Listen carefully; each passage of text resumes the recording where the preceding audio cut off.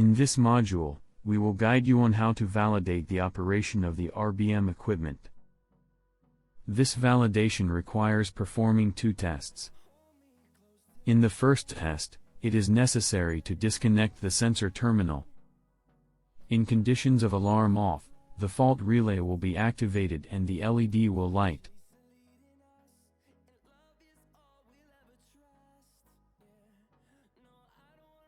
Already in conditions of the alarm is activated, the relay and the alarm LED will be turned off, while the relay and the fault LED will be activated. In the second test, you will measure the voltage at the sensor input points. For that you will need one multimeter. With a multimeter in hand, turn on and set voltage to the measurement scale. To help with the measurement, locate in the connection diagram, located on the side of the equipment, the inputs of the respective terminals. In alarm-off conditions, measurement conditions must be: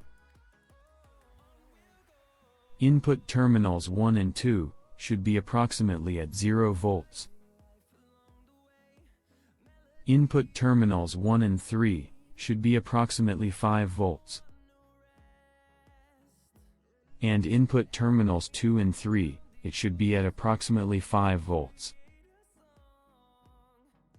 In case of alarm condition, measurements must be: input terminals 1 and 2 should be at approximately 5 volts. Input terminals 1 and 3 should be approximately 5 volts.